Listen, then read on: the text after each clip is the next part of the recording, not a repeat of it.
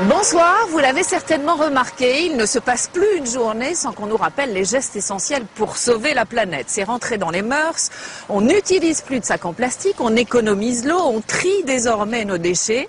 Et pourtant, il y a en France un scandale écologique aux portes de nos villages. Une pollution invisible, inodore, indétectable. Regardez ici, on est au bord d'une rivière, un paysage plutôt bucolique, a priori rien d'anormal, sauf si on a un compteur Gégère. Il y a bien de la radioactivité sous mes pieds et elle n'a rien de naturel. Mais depuis des décennies, les autorités ne semblent pas s'en préoccuper, laissant les populations dans l'ignorance face au danger. Dissimulé un peu partout en France. Saturation du radiamètre, 15 000. Là c'est dangereux. Utilisé pour construire des hangars, remblayer des routes ou des parkings. Pendant une demi-heure, on a déjà un risque qui n'est pas négligeable. Dans plus de 25 départements, 300 millions de tonnes de déchets radioactifs ont été abandonnés sans aucune surveillance, ou presque. Je prends une carte de crédit de mon portefeuille. Voilà, ainsi de protéger. Entre 1945 et 2001, les mines d'uranium françaises ont fonctionné à plein régime pour l'indépendance énergétique et nucléaire du pays. Mais quel est l'impact sur la santé des riverains ou des mineurs? J'ai remarqué que dans les anciens collègues, plus il va, c'est une hécatombe. Pendant des années, les politiques ont ainsi abandonné tout contrôle sur ces déchets de l'industrie nucléaire. Il y a un mélange permanent des genres entre contrôleurs et contrôle. Multipliant même les tours de passe-passe législatifs pour évacuer le problème. On est où là?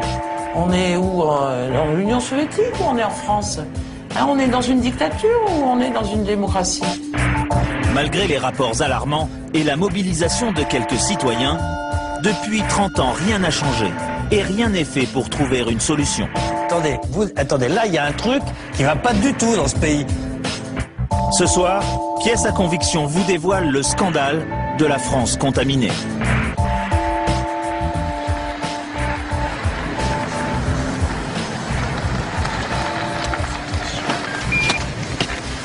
Notre enquête commence à Gueugnon, en Saône-et-Loire. Nous sommes ici à quelques mètres du stade de football. L'équipe de la ville s'appelle les Forgerons. Les soirs de match, tous les supporters viennent ici. Pourtant, l'un des deux parkings sur lesquels ils se garent est contaminé, radioactif.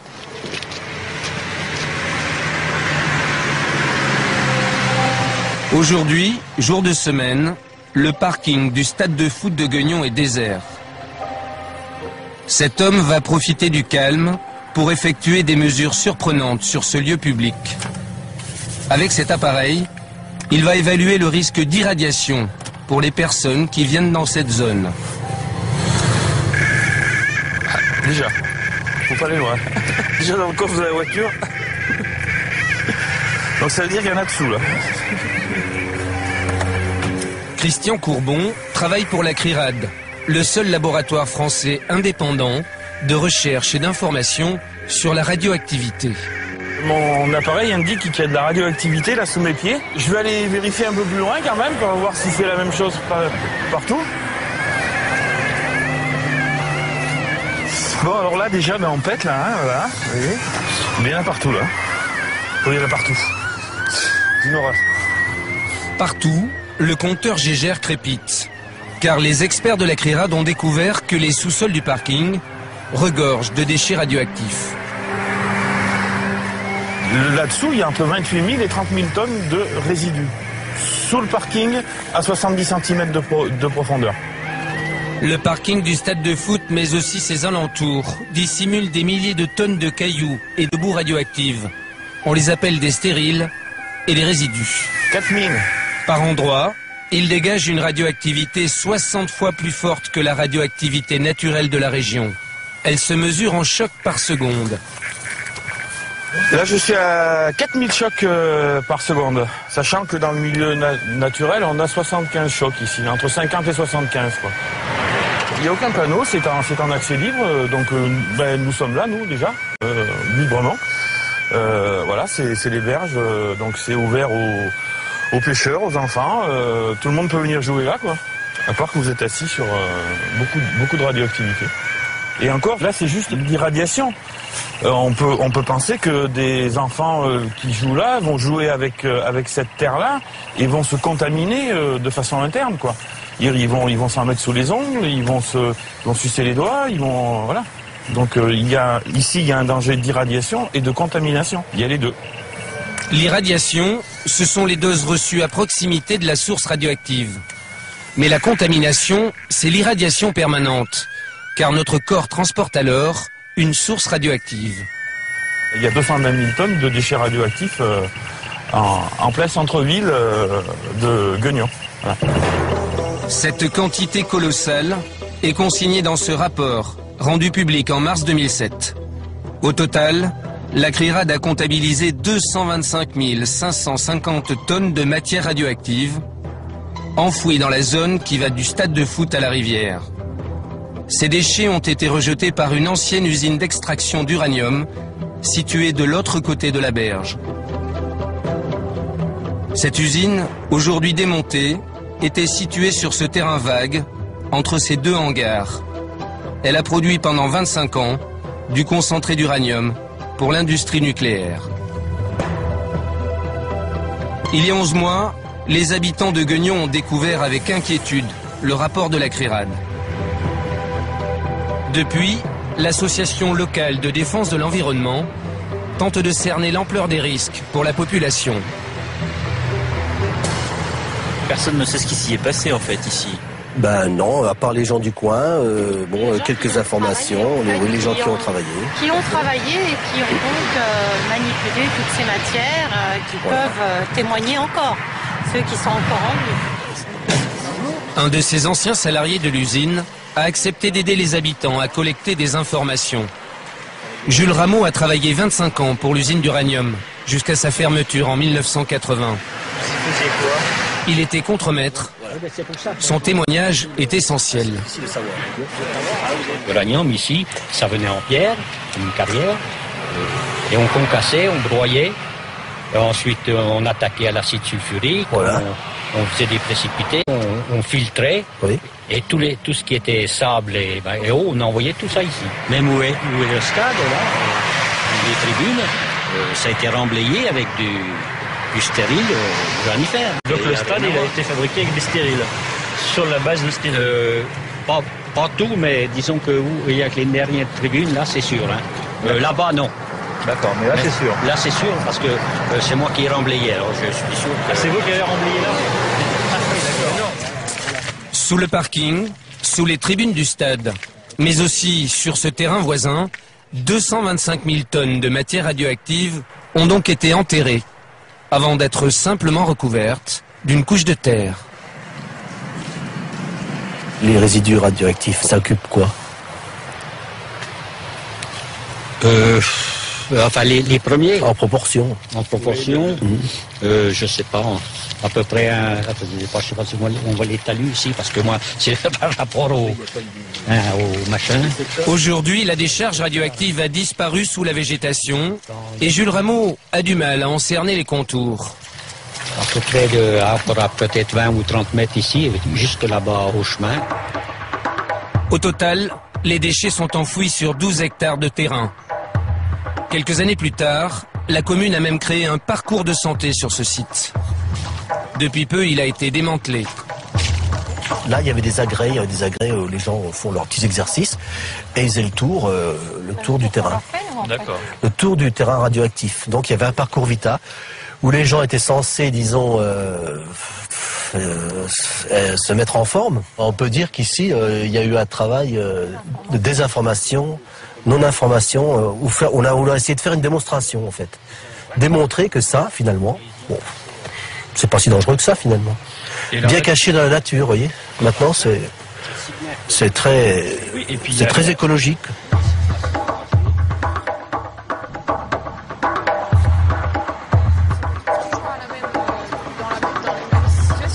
Laurette et Gérard Wenzel habitent à quelques centaines de mètres du parcours de santé.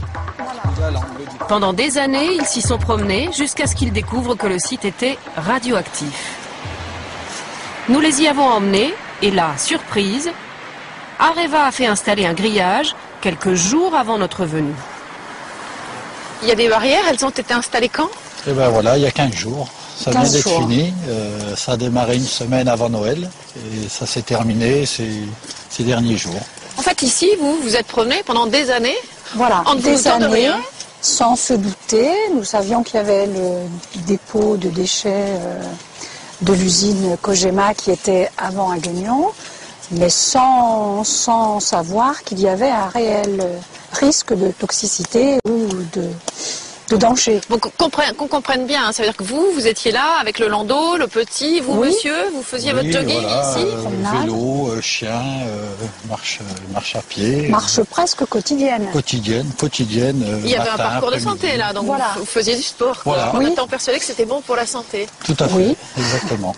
Est-ce qu'il y a aussi tout simplement de l'inquiétude? Alors moi, à la limite, je me dis, bon, j'ai fait mon temps, je ne risque peut-être plus rien, ou ce sera trop tard, ça se verra dans quelques années. Vous n'avez pas fait votre Mais c'est par rapport à mon fils et même notre petit-fils, parce que je suis sûre qu'il nous a déjà accompagnés en promenade sur ce terrain. Et vous avez l'impression qu'on répond à cette inquiétude aujourd'hui ou qu'on vous laisse un peu seul? Pas du tout. Voilà. On nous laisse seuls. Il n'y a encore rien de fait, rien de définitif pour mettre un terme à se laisser aller. Des décharges radioactives comme celle de Guignon, il en existe un peu partout en France. En Bourgogne, en Rhône-Alpes ou dans le Limousin, dans la moitié de nos régions, près de 300 millions de tonnes de matières radioactives sont dispersées dans les campagnes ou les villes françaises. Nous avons retrouvé des images inédites, tournées près de Limoges, en 1992 par un habitant de la région. On y découvre des camions chargés de résidus du traitement de l'uranium. Ils déversent ces boues radioactives dans une carrière abandonnée, sans autre précaution. Tous ces déchets ont été principalement abandonnés par le CEA, le Commissariat à l'énergie atomique, puis par la Cogema, la Compagnie générale des matières nucléaires.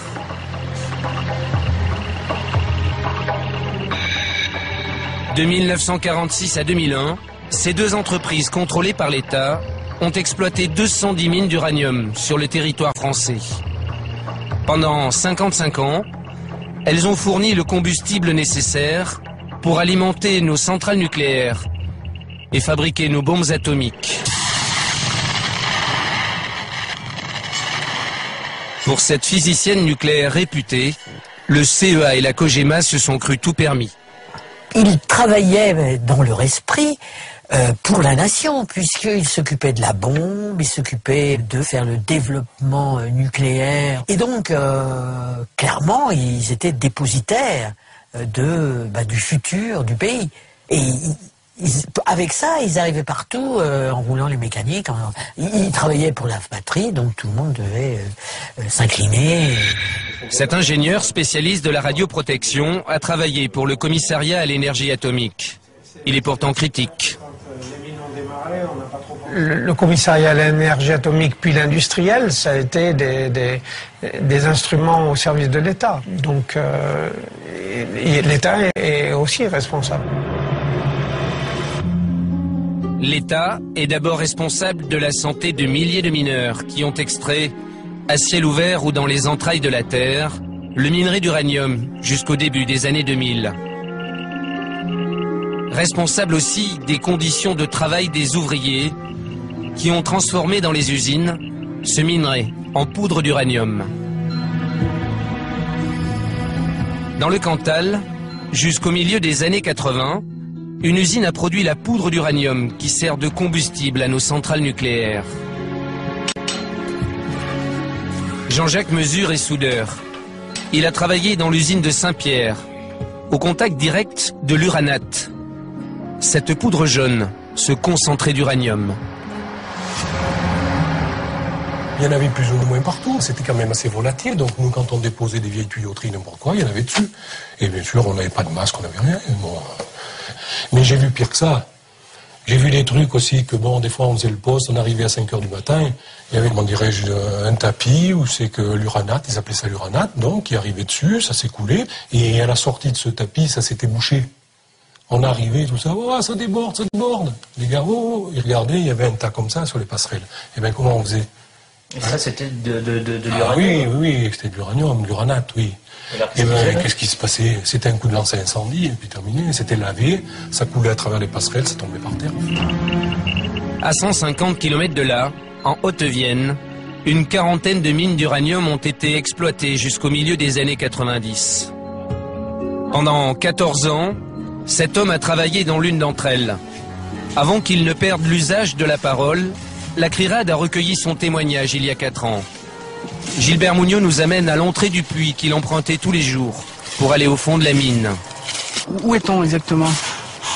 On se trouve devant l'ancien puits de Fanny, siège de Fanny. J'ai passé 14 ans de ma vie. La mine a fermé en 1991. 5 ans plus tard, l'ancien mineur a développé un cancer du larynx. À 50 ans, il est toujours en vie. Ce n'est pas le cas de beaucoup de ses anciens collègues. Plus j'avance dans l'âge, 50 ans, on regarde derrière, les cancers, il y en a partout. Mais j'ai remarqué que dans les anciens collègues, plus j'y vais, c'est une hécatombe. 40, 42, 47, 46. Le dernier, c'est au mois de novembre, 47 ans. Pas mal.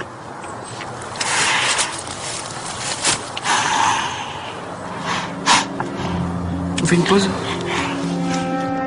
En Haute-Vienne et dans les 210 mines d'uranium françaises, pendant des décennies, les mineurs ont été très exposés.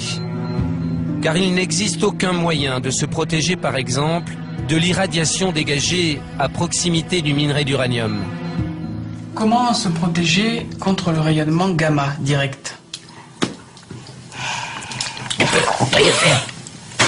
Tailler, t'as pas de protection. Tailler comme ça. Il t'aurait fallu 1 centimètre de peu. Que le traîner. Est-ce que vous avez un suivi sanitaire, vous? Le 6 septembre 91, ça a été fini. C'est fini. Depuis le suivi performe de la Cogema. Pour la Cogema et l'État, l'extraction de l'uranium a toujours été une activité minière comme les autres, sans danger particulier pour ses travailleurs. Mais il y a 4 mois, une étude épidémiologique française a mis fin à cette version officielle. Plus de 5000 mineurs ont été suivis pendant plus de 30 ans et les conclusions sont claires. Les travailleurs de l'uranium meurent plus que le reste de la population de cancer. Presque 1,5 fois plus de cancer du poumon, presque 2 fois plus de cancer du rein. L'analyse de la mortalité des mineurs d'uranium français confirme en particulier l'existence d'un excès de mortalité par cancer du poumon. L'analyse indique également un excès de mortalité par cancer du rein. Ce constat n'est pas celui d'un organisme militant. Il émane de l'Institut de radioprotection et de sûreté nucléaire, un organisme de l'État. C'est ce chercheur qui a supervisé l'étude. Dominique Laurier est formel. Les travailleurs de l'uranium décèdent plus que les autres de cancer. On voit en effet apparaître certains types de pathologies, en particulier les cancers, et le résultat principal, eh bien, c'est une augmentation de la fréquence des cancers du poumon à l'intérieur de cette population. Chez les mineurs, ces cancers du poumon sont surtout provoqués par le radon, un gaz très toxique dégagé par le minerai d'uranium. Pour le chercheur, ce gaz, mais aussi l'irradiation causée par le minerai, n'est pas sans danger pour les populations. Chez les mineurs d'uranium, la dose maximum au poumon est due au radon. Ce qui ne veut pas dire qu'en effet, sur certains autres types de populations, sur certains autres types d'expositions, on a des connaissances aujourd'hui pour indiquer que des fortes doses de rayonnement gamma peuvent entraîner également des cancers, y compris des cancers du poumon. À Gueugnon, quels sont les risques pour la population au contact des matières radioactives abandonnées dans la ville? Retour à proximité du stade, de l'autre côté de la rivière. Nous allons cette fois-ci mesurer l'irradiation, c'est-à-dire l'impact de la radioactivité sur le corps humain. Saturation du radiamètre, 15 000. Là, c'est dangereux. À 2 pas de l'ancienne usine démantelée de la Cogema, l'expert de la CRIRAD a trouvé un point radioactif qui bloque carrément la mesure de son compteur Gégère. On sature le compteur Gégère au-delà de 15 000 chocs et en débit de dose au contact, on a 20 microsieverts. C'est-à-dire qu'en irradiation? En irradiation, on a 20 microsieverts. C'est-à-dire en quelques dizaines d'heures, on va passer la limite annuelle admissible. Ici, 15 heures de présence dans l'année suffisent pour qu'un pêcheur assis reçoive 300 microsieverts, la dose maximale admissible sur un seul lieu, fixée par les normes internationales. À l'emplacement de l'ancienne usine, tout a été nettoyé parfaitement. Et à l'extérieur de ce site, dans le domaine public, on est 100 fois au-dessus. C'est incroyable. Avant de quitter Gueugnon, nous avons croisé à proximité du stade des ouvriers de la Cogema, devenue l'entreprise Areva depuis 3 ans. C'est pas courant qu'il y ait des travaux sur le site. Nous en avons profité pour rencontrer leur chef de chantier, en caméra dissimulée. Depuis que les mesures inquiétantes de la CRIRAD sont connues, le préfet a demandé à Areva de chercher une solution. C'est cet homme qui devrait s'en charger. Nous, on a commencé, si vous voulez, à regarder ce qu'on pouvait faire. Et on a même fait faire des avis. Là, on attend, c'est le préfet qui gère l'affaire. On attend les décisions qui pourraient être prises. Et suivant ce qui sera décidé, on agira, quoi. Là, vous savez que c'est un propriétaire. Là, vous êtes propriétaire jusqu'à la route. Jusqu'à la route, ouais. Donc, ce que je dis, moi, c'est qu'à la limite, on mettait la clôture à la route et basta. Mais bon, c'est vrai que, bon, de notre côté, ça arrange bien la commune d'avoir ça. Pour garer les voitures. Alors, voilà. Fermer le périmètre radioactif. Cette simple précaution permettrait de ne pas trop exposer la population. Il y a quelques jours, Areva se serait engagé à retirer les matières radioactives enfouies sous le parking du stade de Gueugnon.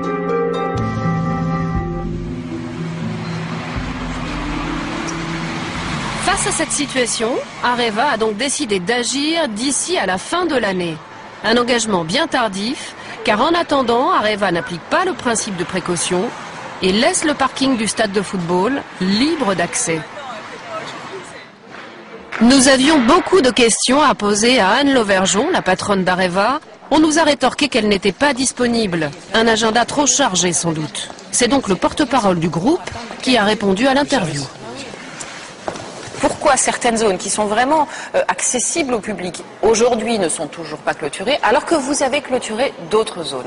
Parce qu'il y a des zones sur lesquelles nous ne souhaitons pas que le public aille, et ce que nous appliquons par exemple à poser des barrières, nous le faisons en application de la réglementation, parce que les autorités de protection, l'ADRIR ou l'autorité de sûreté nucléaire nous le demandent. Pourquoi vous ne souhaitez pas que le public y aille? Parce que ça veut dire que les zones sur lesquelles, qui sont concernées par ces protections ne doivent pas être accessibles au public. Donc nous appliquons... Vous n'avez pas répondu à ma question. Parce que la norme ne permet pas et que les autorités souhaitent que le public... Parce que c'est dangereux? Non, ce n'est pas forcément dangereux. La norme est dépassée, mais ça n'est pas dangereux. Tout ce qui n'est pas accessible au public n'est pas forcément dangereux immédiatement. Nous souhaitons que là où des questions se posent, où des doutes existent, le temps que nous apportions les réponses au public et que parfois nous trouvions des solutions ensemble, alors il y a les restrictions maximales. Moi, je vous propose quelque chose qui est assez simple. On a nous-mêmes fait des prélèvements sur 2 sites où nous sommes allés. Je vous les montre. Voilà, c'est une boîte plombée.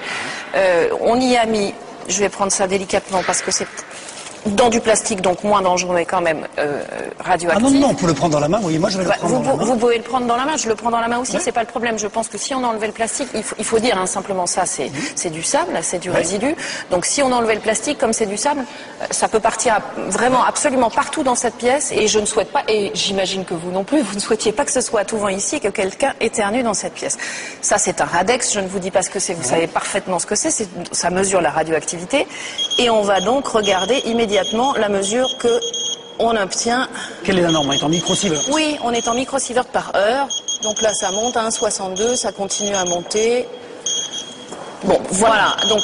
Et la norme, elle, d'exposition tolérée pour un individu, elle est par an de 1 millisievert. C'est-à-dire que ce sac, pour arriver à la norme, non pas de danger, mais la norme acceptée par les autorités, il faudrait que je reste en exposition avec 100 heures, Élise Lucet. Selon la CIPR, Commission internationale de protection radiologique, 10 microsieverts, c'est-à-dire que là, on n'en est pas si loin que ça, par an. D'accord, c'est une dose au-delà de laquelle il existe un risque pour la santé.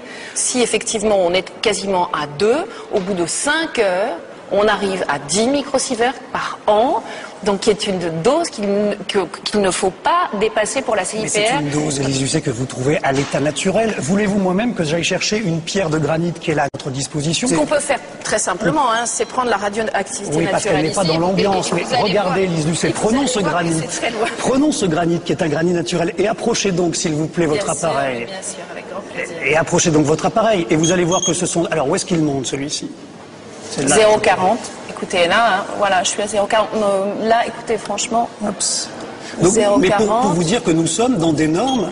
Voilà, donc, 0,36, 36... Tout ça pour vous dire que les degrés de radioactivité, c'est dans la nature. Vous pouvez trouver des pierres qui le sont en permanence. Donc ça aussi, c'est la moitié de votre salle. Non, là, on était à 1,60 et là, vous êtes le tiers. Mais ce qui veut donc dire que la radioactivité, elle est bien naturelle. Pas le tiers. Et donc, c'est une question d'exposition. Ce que je veux vous dire, c'est que c'est une question d'exposition. Écoutez, il y a une étude qui a été menée par l'IRSN, l'Institut de radioprotection et de sûreté nucléaire. Ça aussi, c'est sérieux. Vous êtes d'accord, hein? Il n'y a pas à discuter. C'est un sujet sérieux. Le médecin du nucléaire, il a mené des études donc sur les rats. Après exposition prolongée à de faibles doses, il y a eu des problèmes sur ces rats de respiration, de comportement, d'alimentation, de reproduction.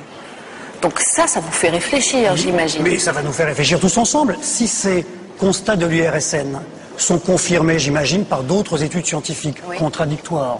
Mais ce sont des sujets sur lesquels il faut énormément travailler, confronter les données, et dès lors qu'on est d'accord sur l'analyse, réviser les normes quand il y a lieu. Est-ce qu'il n'y a pas à un moment, dans votre tête à vous, Areva, quelque chose qui serait assez simple à mettre en œuvre, qui est de dire, là où il y a un risque potentiel qui sera peut-être prouvé dans quelques années, on installe des clôtures, on met des panneaux qui préviennent au moins le public qui a peut-être un risque radioactif, et au moins les gens n'iront pas se promener des landaux, les enfants n'iront pas ramasser des pierres dans cet endroit-là, on en est certain. Je suis entièrement d'accord avec vous, Élise Lucet, mais je vais plus loin.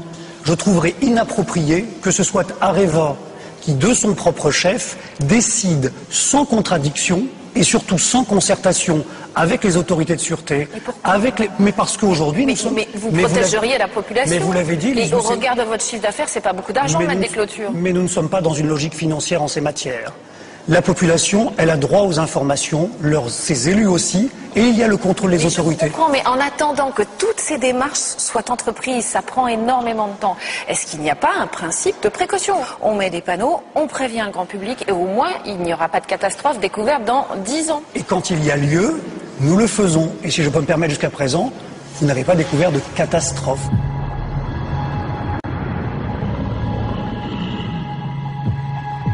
Commune de Saint-Priest-la-Prugne, dans le département de la Loire.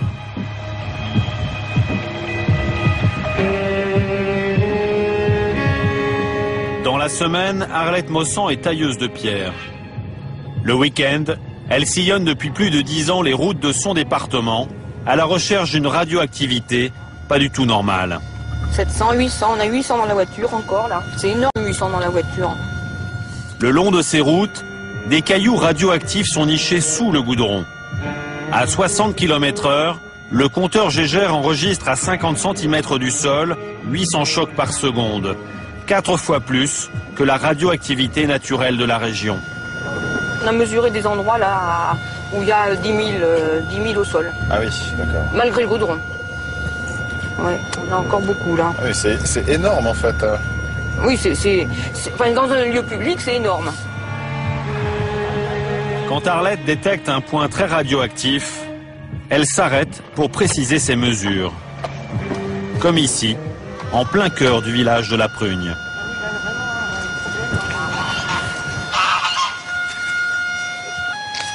Ah, on a passé plus de 10 000 là. 11 000, 12 000.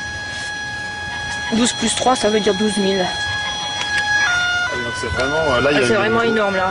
Il y a une grosse pollution là. Ah oui, on passe tout de suite à, ouais, même à 13 000 là. 13 000 chocs par seconde, c'est 65 fois plus que la radioactivité habituelle dans la région. Et on est en plein village là. En plein dans le village, les gens passent, discutent. C'est vraiment énorme là. La responsable de l'association écologique des Bois Noirs va faire part de sa nouvelle trouvaille au maire du village. 13 000. On vient de faire une mesure là près de la Bachasse. Donc avec l'appareil, on vient de trouver 13 plus 3, c'est-à-dire 13 000. Ah quand même. Oui. Depuis son élection en mars dernier, Éric Duret découvre l'ampleur de la contamination. On sait qu'aujourd'hui, la santé publique, la santé de l'individu peut être gênée. Il y a des nuisances au niveau de la santé. Bon, on peut quand même avoir des doutes pour nous et puis pour nos enfants aussi. Puis je souhaiterais que qu'Areva fasse le nécessaire pour nettoyer cette zone. Nettoyer la zone, c'est-à-dire la débarrasser des déchets radioactifs dispersés un peu partout dans la région. À quelques kilomètres de là, le CEA, puis l'entreprise Cogema, ont en effet exploité pendant 25 ans une mine d'uranium qui a généré des millions de tonnes de cailloux radioactifs, nommés stériles. Les stériles, ce sont ces pierres rejetées par cette machine et dont la teneur est trop faible en uranium pour l'industrie nucléaire.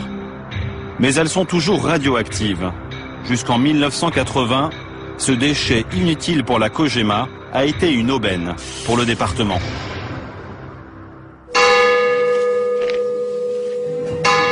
À Saint-Priest, depuis que le collectif des Bois Noirs et la CRIRAD ont révélé l'ampleur de la dispersion, d'anciens employés de la mine se sont mis à parler. Jean-Paul Seignol a été chauffeur de camion pour la Cogema.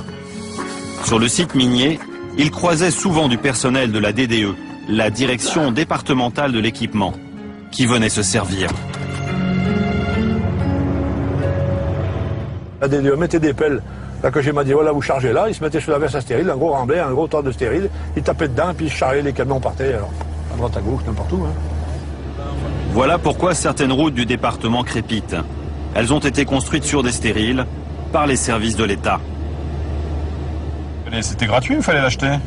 Ah ben normalement, moi j'ai jamais vu de facture à main. Peut-être que ceux qui recevaient quelque chose, ils donnaient une petite enveloppe pour le comité d'entreprise ou savoir, peut-être 2-3 bouteilles par-ci par-là d'apéro, je sais pas. Ça, mais il n'y avait pas de bon pesée ni de facture. Il y avait une bascule, on ne faisait pas. On embarquait et terminé. La Cogema se débarrassait de ces stériles à moindre frais, mais ne prévenait personne de la nature radioactive de ces déchets.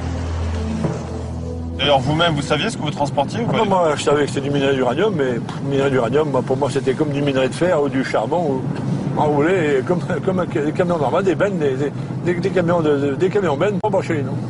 Il n'y avait pas de sigle uranium dessus, j'imagine. Ah ben, moi, il n'y avait pas de sigle, non. Les services de l'État, mais aussi des particuliers, et même des entreprises, se sont servis pendant 25 ans. Pire que les routes, des bâtiments ont en effet été construits sur des stériles. À Saint-Priest, c'est le cas du hangar de Patrick Chabrier. Là vous avez du stérile.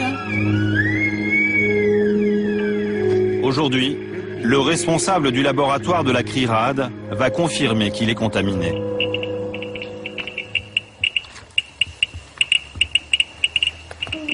« 1,5 microsievert par heure. Les milliers de mètres cubes de stériles contenus dans ce sous-sol présentent un risque pour la santé des personnes qui travaillent ici. Vous aviez eu un acheteur éventuel? Oui, j'avais un acheteur éventuel, mais bon, il m'avait dit qu'il fallait que ça se mette aux normes. Et puis moi, comme je suis classé au fichier sur le en mairie, au niveau des terrains pollués, je ne peux pas le vendre tel qu'il est là. Et vous avez essayé d'en parler à Areva ou d'une manière... J'en ai parlé notamment à Areva et puis ils m'ont dit si vous le vendez à ce moment, on va dépolluer. Mais bon, on ne peut pas trouver un vendeur avant que ça soit dépollué, on ne peut pas mettre la charrue avant les bœufs, hein. Faut commencer par dépolluer, après on peut trouver peut-être un acquéreur. Bon, on y va ? Aujourd'hui, ce chef d'entreprise a l'impression d'avoir été berné par la Cogema.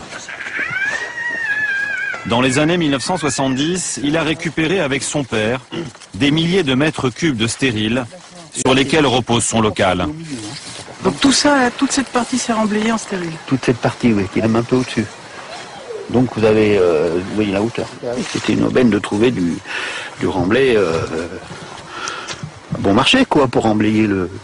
Sinon, je me demande si ça aurait été possible de le faire autrement, de remblayer un truc comme ça. Et Areva le vendait ou le donnait? Bon non, il le donnait à une époque, et puis après il y a eu, bon mais, je sais peut-être pas. On avait peut-être, après il fallait donner un petit quelque chose à la fin, mais bon, disons que c'était pas cher relativement pour du remblai, c'est vrai. Bon, si on avait su ça, on n'aurait pas été le chercher. Hein. Comme Patrick Chabrier, de nombreux habitants regrettent d'avoir accepté les largesses de la Cogema. Enfin, vous êtes quand même coincé, vous. Bah, on est coincé avec ça, parce que on peut ni vendre ni rien faire, quoi. Il faut qu'on trouve une solution, et puis c'est pas... Moi, je voudrais pas laisser un cadeau empoisonné aux enfants, hein. Qu'est-ce qu'ils vont faire de ça? Ça va devenir quoi, hein? Je sais pas quand même... Après moi, ils vont faire quoi, hein? Il faudrait qu'ils se débrouillent avec ça.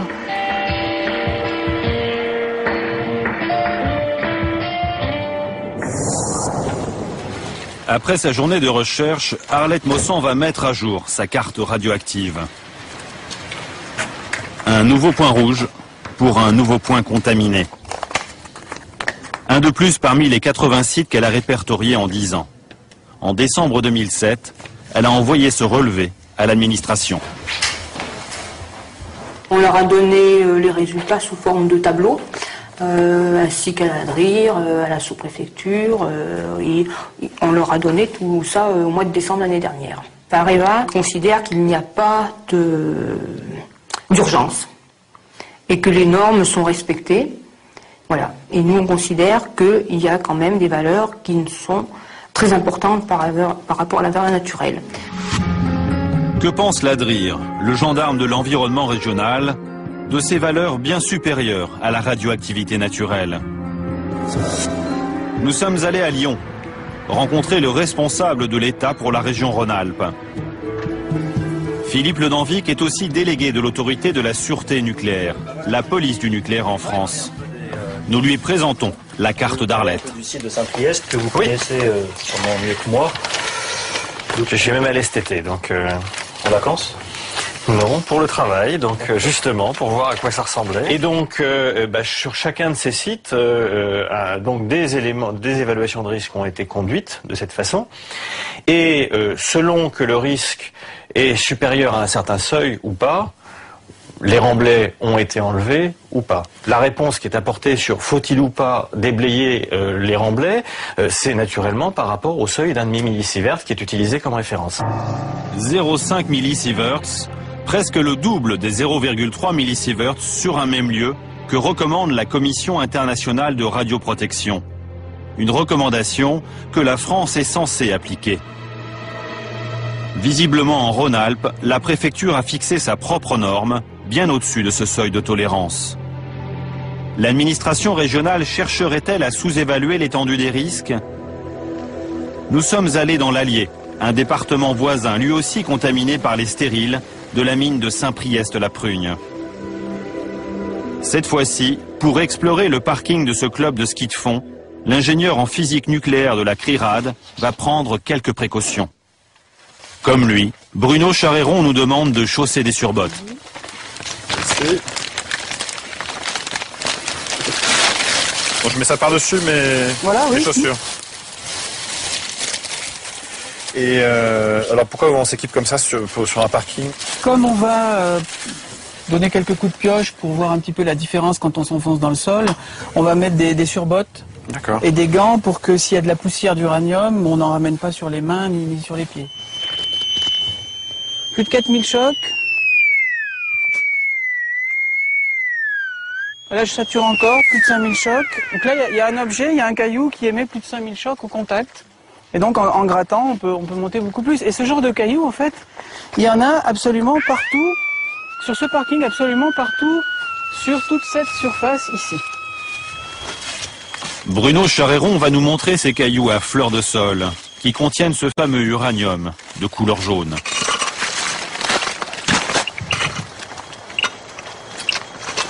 Vous voyez ? L'ingénieur va mesurer l'irradiation, c'est-à-dire l'impact sur le corps humain de ce caillou radioactif. Donc là, on commence à atteindre des doses quand même relativement élevées, là, j'imagine. Ben là, on est à plus de 20 microsieverts par heure. C'est-à-dire que si on reste en proximité du caillou, pendant une demi-heure, on a déjà un risque qui n'est pas négligeable. Ici, les visiteurs s'exposent autant qu'un mineur au contact d'un filon d'uranium. Le patron du club de ski de fond est conscient du danger. Il est fréquenté en fait toute l'année, donc il y a constamment des gens qui viennent ici, que ce soit des jeunes, des groupes qui sont des scolaires, des centres de loisirs, et le personnel est, je dirais, exposé à un danger permanent. Pour les salariés comme pour les visiteurs, à certains endroits du parking, le risque d'irradiation est 120 fois supérieur à la radioactivité naturelle. Alors c'est dangereux, en tout cas ça présente des risques à long terme, on est dans le domaine des très faibles doses, mais ça présente des risques à long terme, parce que ces radiations invisibles ont une énergie quand même assez puissante, pour traverser d'ailleurs le métal du compteur, et dans notre corps, elles peuvent créer des lésions dans l'ADN. Donc heureusement, notre système immunitaire arrive à réparer une grande partie de ces lésions, mais pas toutes. Et celles qui ne sont pas réparées peuvent conduire à des mutations dans l'ADN et à long terme, plusieurs décennies après l'exposition, à des cancers par exemple, mais également à d'autres types de pathologies. C'est pourquoi laisser dans l'environnement accessible au grand public des matériaux qui ont ce niveau de radioactivité et une radioactivité qui est éternelle, la période de l'uranium c'est 4 milliards d'années, ça n'a aucun sens. Retour chez la police du nucléaire. Philippe Le Danvic conteste les mesures au sol de la CRIRAD. Selon le responsable de l'État, cette mesure au sol n'est valable que si les personnes sont allongées par terre. Quelqu'un qui travaille, oui, mais à ce moment, oui, lui, il court un risque techniquement. Cela étant, la question est de savoir sur quelle mesure vous vous basez. Si vous vous basez effectivement, comme ça figure dans l'étude de la CRIRAD, en prenant la mesure au sol, je suis désolé, il n'y a personne au niveau du parking de ski de fond qui va rester couché sur le parking de ski de fond. Ça n'a pas de sens. Pour le haut fonctionnaire, la mesure doit se faire à 1 mètre du sol. Et tant pis pour les jeunes enfants ou les jambes de leurs parents.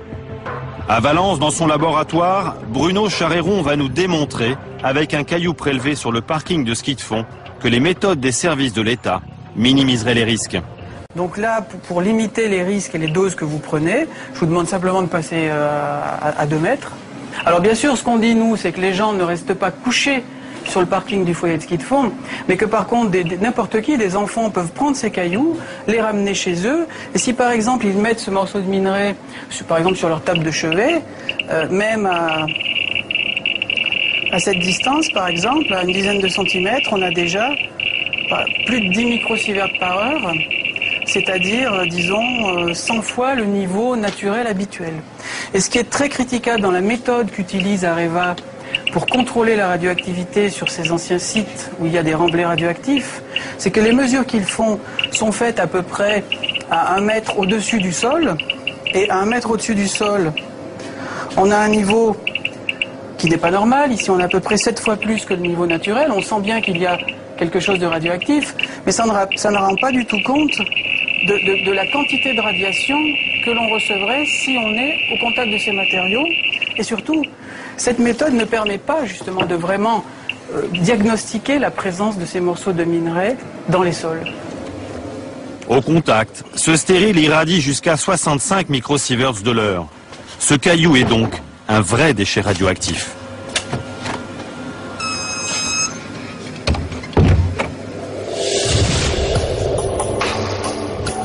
Officiellement, l'exploitation des mines a engendré 170 millions de tonnes de stériles. Mais il y a plus grave. Nous voici dans le Cantal, à Saint-Pierre, un village en partie bâti sur un ancien site minier.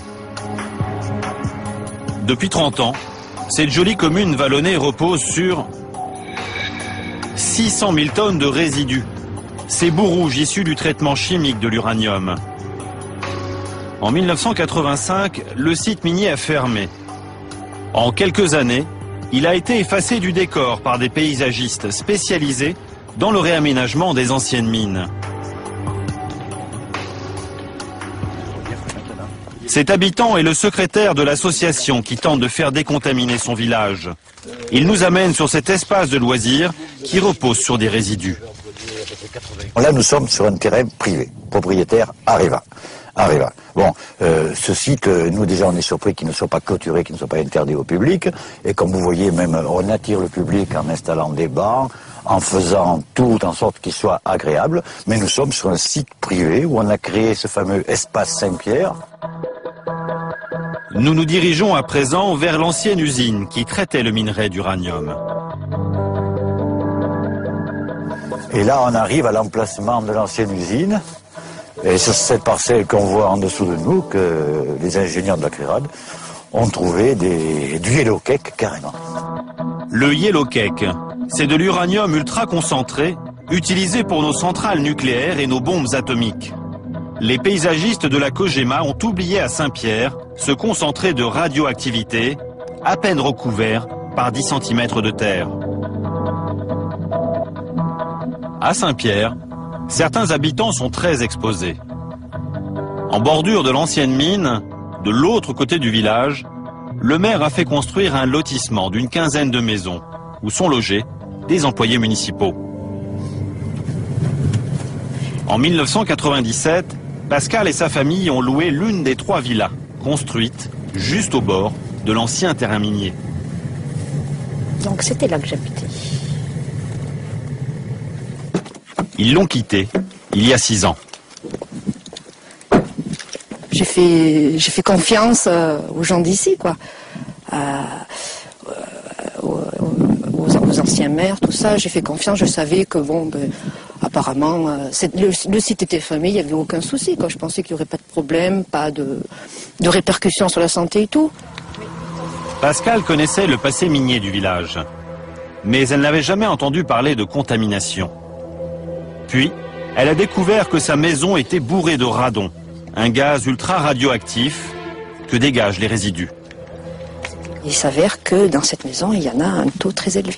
Vous vous rappelez à peu près le taux qu'il y avait ? Dans la chambre, nous, où on dormait, le taux s'élève à 5000 becquerels par mètre cube, alors que la norme dans les habitations du Cantal est de 161 becquerels par mètre cube. Ah oui. C'est quand même c'est inquiétant, hein. Vous vous rendez compte ? On a vécu de 97 à 2002 ici. J'ai quand même eu 2 enfants, donc bon, de grossesse, des enfants. Les enfants, quand ils sont tout petits, quand ils sont en bas âge, ils jouent par terre au sol. Ils sont toujours sur leur tapis à jouer. Donc ils sont en contact avec ce radon, parce que le radon c'est un gaz lourd qui reste quand même assez à ras du sol. Donc c'est quand même eux les premiers touchés par ce gaz. 5000 becquerels par mètre cube, 25 fois plus que la norme admissible fixée par la communauté européenne, qui recommande de ne pas dépasser 200 becquerels dans les habitations récentes. Ces 3 maisons sont les plus exposées. Nous avons voulu rencontrer leurs locataires. Aucun n'a souhaité nous parler. On va les préparer à manger. Attends. Depuis 5 ans, la famille Dumas s'est installée dans un autre village. Mais Pascal a voulu savoir si la santé de ses enfants avait pu être affectée. Voici ce que la direction départementale des affaires sanitaires et sociales du Cantal lui a répondu en avril 2007. S'agissant du risque lié au radon, une exposition régulière durant de nombreuses années à des concentrations excessives de ce gaz accroît le risque de développer un cancer du poumon. Mais le premier facteur de risque du cancer du poumon reste néanmoins et de loin le tabac. Cette réponse a particulièrement choqué Pascal. Ça m'a beaucoup interpellée tout ça parce que mes enfants vont grandir. Si un jour ils me disent comme ça, oui maman, tu savais qu'il y avait dans l'habitation où on est né, où on a grandi, une forte concentration de radon, tu n'as rien fait, tu n'as pas cherché à savoir et tout. Je vais vachement culpabiliser. Je peux pas rester comme ça, les bras croisés, sans rien faire. C'est mes enfants. Puis moi, j'ai pas envie que mes enfants, quand ils auront l'âge de 30 ans, voire plus, qu'ils aient un souci de santé par rapport au radon. Dans la lettre, les autorités sanitaires s'étaient engagées à dépister toutes les maisons du village et à trouver des solutions pour les habitants exposés. 2 ans plus tard, rien n'a été fait. Mais à Saint-Pierre, elles ne savent peut-être plus par où commencer. Dans ce joli village, même le lac est contaminé. Interdit à la baignade depuis peu, il a servi de base de loisirs jusqu'en juin 2005. Pourtant, Total Compagnie Minière, l'ancien exploitant de la mine, avait tenté de dissuader le maire de l'aménager en 1987. Je tiens à vous mettre en garde. Des prélèvements mettent en évidence l'influence de la proximité du gisement d'uranium sur la qualité chimique de l'eau. Je dégage par la présente lettre toute responsabilité de la société Total quant à la création de l'ouvrage décidé par votre municipalité.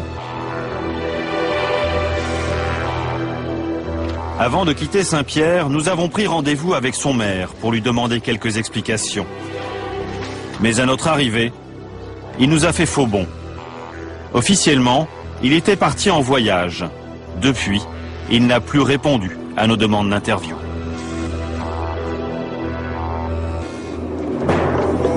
Nous quittons l'Auvergne pour le Limousin, la région la plus polluée de France par les déchets des mines d'uranium.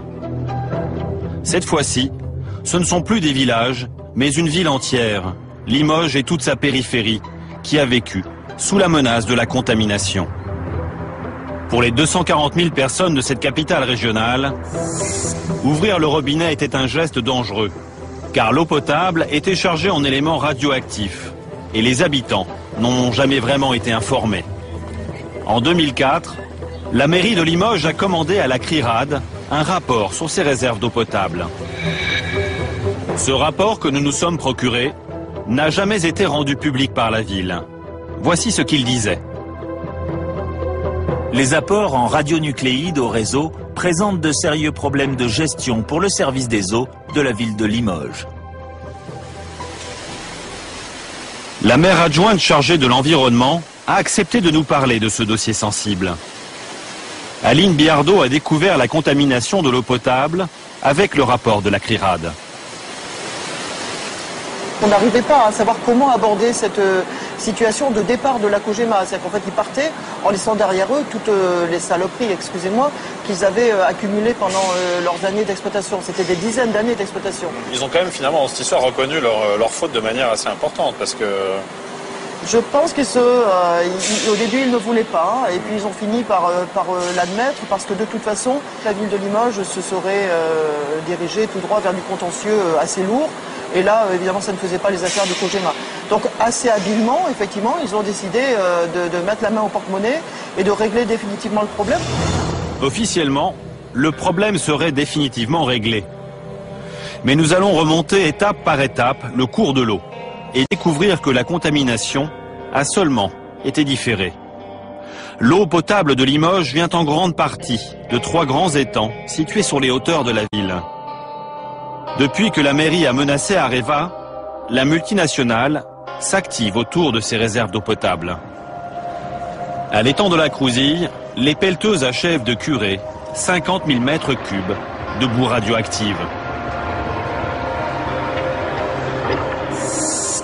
Avant même la fin des travaux, la lettre environnement du groupe Areva crie victoire. La Crouzille, mission accomplie. Fin octobre, la multinationale a organisé une visite sur place pour la presse et les associations locales.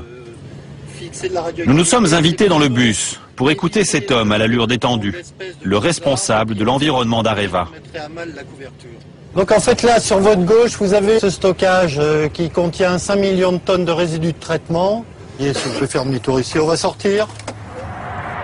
Christian Andrès nous amène autour de l'étang de la Crouzille pour nous convaincre que les travaux réalisés par son entreprise ont définitivement décontaminé cette réserve d'eau potable. Donc aujourd'hui, on a une situation où les bassins sont, pour certains, pas totalement remplis, à moitié remplis, avec un contrôle de la qualité des eaux en fin de décantation. Et très rapidement, on a pu voir des eaux qui étaient à très faible teneur en matière en suspension. Parce qu'en fait, il y a quand même eu un investissement ici de plus d'1 million d'euros. Je veux dire, il faudrait quand même que cet investissement ait porté ses fruits et que la qualité du travail soit reconnue par tout le monde et qu'on ne soit pas obligé d'y revenir. Le message est clair, circulez, il n'y a plus rien à voir.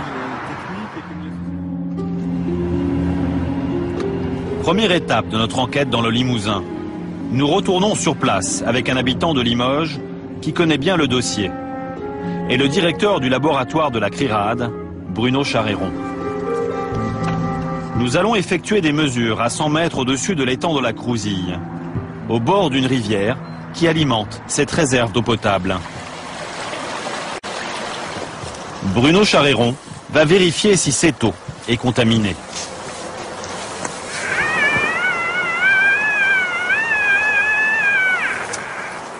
Ici, on a par exemple plus de 1000 chocs par seconde. C'est lié au fait que tout le milieu naturel, toute cette tourbière, toutes ces terres sont contaminées par l'uranium et le radium qui circulent dans l'eau. Donc cette eau qui est chargée en radioéléments se déverse directement dans l'étang de la Crouzille.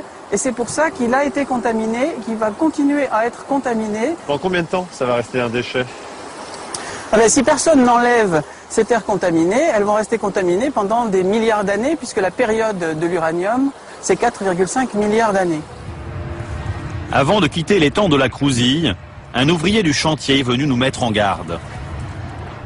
Donc restez pas dans le coin, parce qu'il y a la dame qui s'occupe de l'inspection des travaux qui va venir. Ouais, on s'en va. Parce que les autres au bout du chantier vous ont vu.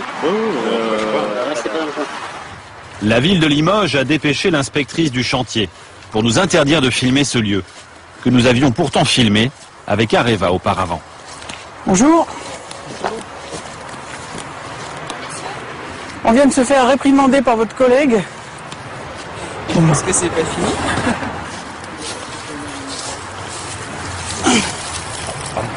Moi, ça crée la panique au bureau. Maintenant, on me demande de venir. Donc voilà. Aujourd'hui, que ce soit sur la rivière du Limousin, au bout d'un moment, source et rivière du Limousin. Source. Au bout d'un moment, il peut y avoir une façon de faire qui est de ne pas forcément être obligé de demander et faire des papiers en 4 exemplaires pour aller voir. Et c'est l'administration, malheureusement. Notre présence dérange. Mais que craignent donc les services de la ville? Deuxième étape de notre enquête, nous allons remonter à la source de la contamination. Au sommet de ces collines, où se trouvent les anciennes mines d'uranium, à 3 km à vol d'oiseau. C'est un pionnier du combat contre les déchets radioactifs qui va nous y conduire. Depuis la fin des années 80, Thierry Lamiraud sillonne la région pour accumuler les mesures, les relevés, les photos. Un véritable travail de fourmi. À 500 mètres d'altitude, voici Penny, cette mine à ciel ouvert, bourrée de déchets radioactifs, fermée il y a 15 ans et aujourd'hui remplie d'eau. Alors ce qui est dramatique, c'est que dans un site pareil, comme ils ont laissé remonter les eaux, il y a ce qu'on appelle toutes les fines, c'est-à-dire les particules très radioactives encore, mélangées à tout un panel de produits chimiques, ça baigne dans les eaux et ça part partout, ça part dans tous les cours d'eau. Comme toutes les mines d'uranium ici, en tout cas en Limousin, sont au-dessus de tout le reste, par courbe de niveau et par gravitation, tout s'en va vers le bas. Donc on retrouve ça dans la rivière Gartempe, dans la Vienne, et puis Kojima s'en lave les mains, et puis tout le monde ferme les yeux. Donc c'est vraiment un scandale, vraiment sanitaire. Hein. C'est vraiment dégueulasse d'avoir fait ça. Et il y a des tas de sites comme ça. Voilà pourquoi dans la région, des anciennes mines contaminent continuellement les réserves d'eau potable de la ville de Limoges. Contrairement à ce qu'affirme Areva, le curage des étangs ne serait donc qu'une solution provisoire. C'est d'ailleurs ce que soulignait le rapport de la CRIRAD. le laboratoire recommandait de détourner les rivières contaminées pour qu'elles n'alimentent plus les réserves d'eau potable. Il faut mettre l'acheminement vers les retenues d'eau réellement hors influence des anciens sites miniers. C'était l'une des 4 recommandations du rapport que la ville de Limoges n'a pas jugé utile d'appliquer. Nous sommes retournés voir la maire adjointe chargée de l'environnement. Notre dossier à nous, c'est les réservoirs d'eau potable. On n'est pas là pour régler le problème de la radioactivité sur l'ensemble du département ou de la division minière de la Crouzille. Nous, notre dossier, c'était l'eau potable. Une fois qu'on a trouvé l'arrangement pour notre approvisionnement en eau potable, on n'avait pas de raison d'aller au-delà. Il reste en fait différentes sources de contamination qui continuent à polluer cet étang. Honnêtement, dès qu'on aura cette information, je vous assure qu'elle sera traitée au fond, parce qu'on n'a pas du tout l'intention de rire avec cette affaire-là. Pour nous, c'est une affaire sérieuse, une affaire de santé publique. La mairie semble découvrir que les vieilles mines contaminent toujours les eaux, malgré le curage réalisé par Areva. Et nous allons découvrir avec Thierry Lamireau que la multinationale serait aujourd'hui encore très désinvolte avec ses déchets. Sur les hauteurs de l'étang de la Crouzille, c'est ce cycliste qui va nous mettre par hasard sur la piste. Bonjour. Bonjour. On va vous interrompre 2 petites secondes. Si c'est possible, pardon, dans l'effort. Merci. Vous savez que vous vous baladez sur un ancien site de la Cogema. Oui, avec des mines. Oui. Vous y avez travaillé ou pas? Non, d'accord. Cet été, cet habitant aurait vu passer des convois de camions qui auraient déversé leur contenu en pleine nature. Non, juste là-haut, là. Il y a eu la terre de ramener de la Crouzille, l'étang de la Crouzille, il y a quelque temps. Ah, parce qu'on est près de Belzane ici? Non, là, ça n'a pas été mis là, ça a été mis à côté de Bessines, à Belzane. Moi, j'ai vu les camions faire des allers-retours ici. Mais quand? Quelle année? Mais quand l'étang de la Crouzille a été... En 2007. Là, en 2008. C'est 2008. Il a été nettoyé, l'étang de la Crouzille. Donc vous avez vu des camions qui transportaient quoi? Les camions qui venaient aller-retour. La terre. Quoi? Vous allez voir là-haut le rajout de terre. Là-haut, là, sur le plateforme. D'accord. Selon ce témoin, il s'agirait des boues provenant du curage de l'étang de la Crouzille. Quelques centaines de mètres plus loin, nous tombons sur ces milliers de mètres cubes de vases abandonnés en pleine nature. Nous allons mesurer l'irradiation de cette terre encore humide avec un petit compteur Gégère. 0,5 microsieverts, c'est le double de la radioactivité naturelle dans le Limousin. Pourtant, c'est la loi. Depuis qu'elles ont été retirées de l'étang, les boues sont considérées comme des déchets radioactifs qui doivent être stockés à l'abri du public. C'est incroyable de voir ça, quoi. Donc ils sont tellement sûrs d'eux que voilà, ils se gênent pas. C'est là qu'on voit que vraiment il y a une puissance totale de la part de tout son fonctionnement du nucléaire en France. Thierry Lamireau sait de quoi il parle.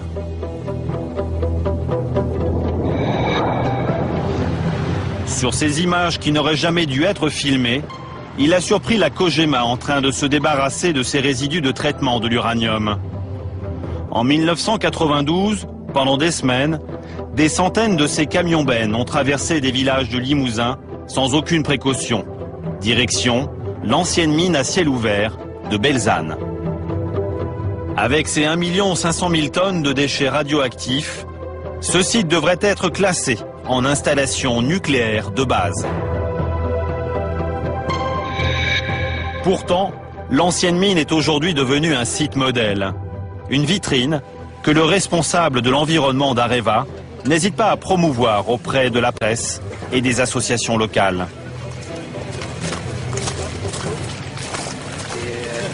Aujourd'hui, dans ce stockage, on a les boues de Saint-Pardoux, on a les bouts de l'étang de la Crouzille et les bouts du dernier étang qui a été curé, c'est-à-dire les bouts de Belzane. C'est vraiment un site, je veux dire, qui jusqu'ici est un peu un site pilote. Il est bien évident que toutes les conclusions qui pourraient émaner des études qui sont assez détaillées et poussées sur le site de Belzane pourraient être transposées après sur d'autres sites. L'intégration paysagère est tout à fait correcte et puis en plus ça favorise la biodiversité puisque vous avez des espèces d'oiseaux qui sont tout à fait intéressants. Le responsable de l'environnement d'Areva a l'air sûr de lui. Pourtant, même l'Institut de radioprotection et de sûreté nucléaire considère que cette décharge fuit de toutes parts. Cet organisme, sous tutelle de 5 ministères, est la voix de la France pour la protection des populations en matière nucléaire. Pour le responsable du service de sûreté des déchets radioactifs, Belzane est tout sauf un site modèle. Dans le cas de Belzane, des eaux sortent des ouvrages qui sont aujourd'hui abandonnés, et ces eaux sont chargées en uranium et de manière générale en radioactivité. Donc aujourd'hui, on connaît la qualité de ces eaux et on sait que la qualité de ces eaux ne permet pas un rejet sans traitement vers le milieu environnant, vers le milieu naturel. Pour constater ces fuites radioactives, nous sommes retournés à Belzane. Le portail de ce site, soi-disant sécurisé, était cadenassé. Nous nous sommes contentés d'un chemin de traverse. Donc Bruno, c'est un site fermé et c'est l'une des grandes décharges radioactives françaises d'Areva. Oui, c'est un stockage de résidus radioactifs, qui sont donc des déchets radioactifs. Il y a plus d'1,5 million de tonnes. Et ce qui est choquant, c'est de voir que le grillage, en fait, n'est pas complètement fini. On peut passer à travers facilement. C'est un problème qu'on a constaté sur de nombreux sites d'Areva, c'est qu'en fait, les grillages ne sont pas entretenus de façon suffisante. Et donc tout le monde peut entrer. Bah là, on le voit bien. D'ailleurs, les gens ont l'habitude de passer sur ce petit sentier. Et ils ont ainsi accès au site de stockage de déchets radioactifs. En contrebas de la décharge, Areva a installé une station de traitement des eaux. Mais à leur sortie, elles sont encore très chargées en éléments radioactifs.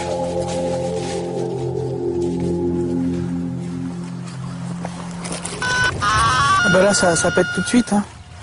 On est à 2000, Ouh là là. Rien qu'à 1 mètre du sol déjà. Parce qu'en fait, ici, on est dans une zone de dépôt. L'uranium et le radium qui sont véhiculés par l'eau, ensuite, quand ça déborde, se dépose dans la terre. Donc quand même 2000 chocs secondes à 1 mètre, c'est énorme. Au contact du sol, là, on a même plus de 3000 chocs secondes. Les herbes, la terre, dans cette prairie, les eaux ont tout contaminé. Mais ici, dans ce pré, on a une illustration typique de l'absurdité de la gestion des anciennes mines d'uranium et des stockages de déchets radioactifs, les résidus.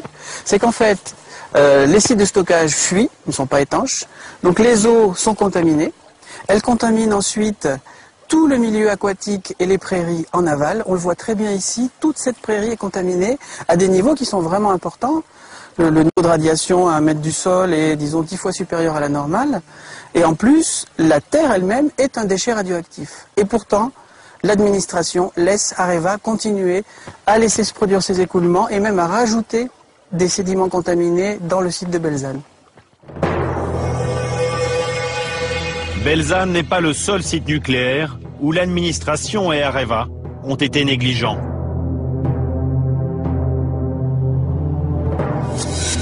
À Saint-Priest-la-Prugne, en Rhône-Alpes, on a aussi stocké des résidus.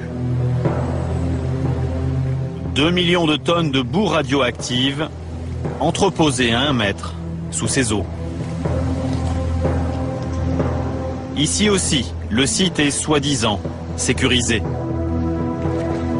Alors cette porte s'ouvre absolument sans difficulté. Je prends une carte de crédit de mon portefeuille. Carte de crédit. Voilà. Un site protégé.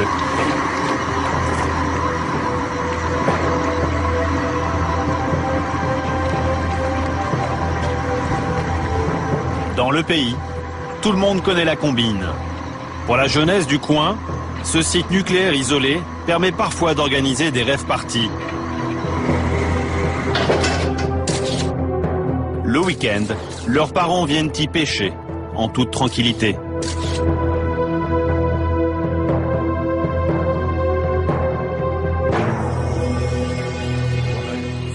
Ailleurs en France, la Cogema a légué aux populations d'autres cadeaux encore plus empoisonnés. Retour dans le Limousin avec Thierry Lamiraud. Ce pionnier de la traque aux déchets nous emmène à contre-cœur à Margnac, l'une des anciennes mines. On est les mains nues, on n'a pas de protection respiratoire, on n'a rien, donc il faut peut-être pas trop y rester longtemps. Et comme moi personnellement, je m'en suis pris une bonne tapée depuis de nombreuses années, je souhaite pas y rester longtemps, quoi. Voilà. Notre compteur Gégère ne cesse de biper et Thierry Lamireau est inquiet. Car sous nos pieds, sur ce terrain, la Cogema a stocké en catimini des déchets très radioactifs. En 1992, il a surpris des camions décharger ces fûts, qu'il a photographiés avant qu'ils ne soient enterrés. J'ai vu des camions qui arrivaient la nuit avec l'estampille de déchets radioactifs et qui balançaient tout là, dans cet endroit-là. Officiellement, 176 000 fûts contaminés par le Yellow Cake, ce concentré d'uranium destiné à nos centrales nucléaires, ont été largués en pleine nature. Il y a eu toute une époque aussi, il y a tout un tas de fûts concassés ou pas, pleins ou pas, qui sont mis là, des milliers de fûts. Des milliers de tonnes de déchets radioactifs de nature inconnue que l'administration a laissé disparaître. Munis de ces preuves, les associations du Limousin ont décidé de porter plainte pour abandon de déchets, pollution et mise en danger de la vie d'autrui.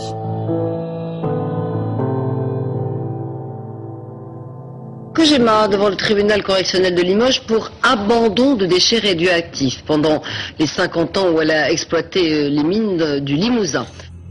En juin 2005, pour la première fois, la multinationale française du nucléaire se retrouve sur le banc des accusés au tribunal correctionnel de Limoges. À ce moment-là, les citoyens plaignants croient encore en leur justice. Nous prétendons qu'il y a véritablement un gros problème de pollution, un gros problème de déchets et il faut que la justice passe. 5 mois plus tard, c'est la consternation. Le 14 octobre 2005, la Cogema est relaxée. Elle sort du tribunal sans la moindre condamnation. Aujourd'hui, l'avocat qui soutenait les associations pense que la partie était perdue d'avance. Areva a profité d'une réglementation taillée sur mesure pour l'industrie nucléaire, un régime d'exception pour ces déchets radioactifs. Alors, la défense d'Areva, qui a été extrêmement efficace, a consisté à dire vous devez appliquer les règles du droit minier, qui sont encore une fois extrêmement favorables à l'exploitant, puisqu'elles sont faites pour permettre le développement de l'industrie minière. Donc on applique le droit minier, on applique le droit nucléaire, et la combinaison des deux fait que finalement on a une définition de déchets qui ne permet pas d'englober la plus grande partie de ce que l'on retrouve aujourd'hui dans la nature. Donc au final, officiellement à Bessines, il n'y a pas de déchets pour la justice. Alors officiellement, il n'y a pas de déchets effectivement dans le Limousin, c'est au-delà de Bessines, il n'y a pas de déchets dans le Limousin aujourd'hui. Oui. Bah, écoutez, oui, ça me pose un vrai problème.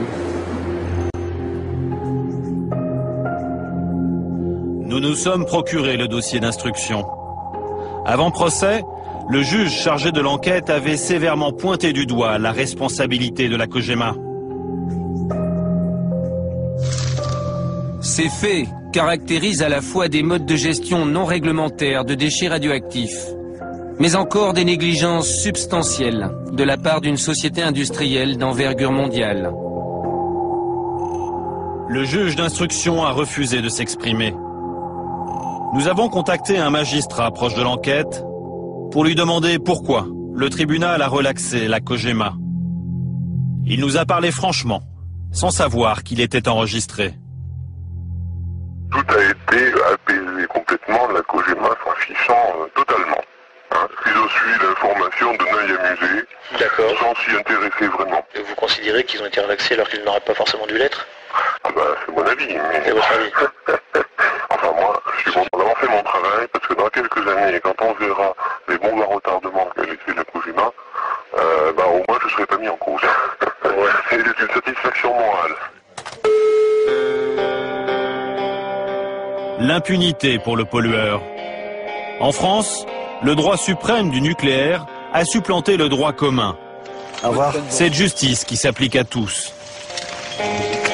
Aujourd'hui, les habitants des régions contaminées par les déchets des mines d'uranium continuent de se battre pour tenter de léguer à leurs enfants un avenir le moins radioactif possible.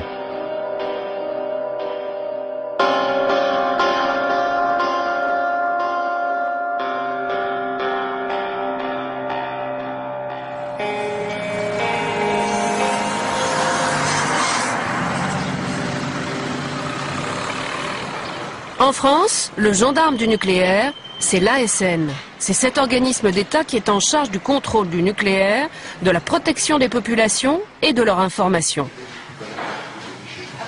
André-Claude Lacoste en est le président. Et pour lui, il n'y a aucune raison de s'inquiéter. Ces déchets ne sont pas dangereux. En ce qui concerne les déchets miniers d'extraction, le grand public, la population qui peut y être exposée, n'est pas très informée. Il y a un certain retard dans beaucoup de pays à reconnaître que les résidus d'extraction minière et les stériles sont un vrai sujet. Lorsque vous avez pris vos fonctions, il y a 16 ans maintenant, à la tête de l'ASN, est-ce que vous pensiez que ces résidus ou ces stériles étaient dangereux ? C'est toujours difficile de franchement. C'est difficile de rappeler ce qu'on pensait 15 ans avant. Ouais. Mais clairement, à l'époque, dans ce genre de sujet, ma priorité, c'était les déchets des exploitants nucléaires, les déchets d'EDF, les déchets du commissariat d'énergie atomique, les déchets d'Areva. Et clairement, c'est là-dessus que nous avons mis l'accent. C'est pour ça que nous avons bâti un plan national de gestion des déchets radioactifs, qui a été bâti une loi. Et c'est seulement au cours du temps qu'il nous est apparu qu'il fallait accrocher à ce mouvement de réflexion, accrocher à ce mouvement d'action, le sujet des résidus et des stériles miniers. Donc il y a un temps de retard, c'est bien. Il y a eu un vrai temps de retard. Il y a un vrai temps de retard. Aujourd'hui, pour être très clair vis-à-vis du grand public qui nous écoute, comment vous les considérez, vous, ces résidus ou ces stériles? Est-ce que vous les considérez comme des produits dangereux?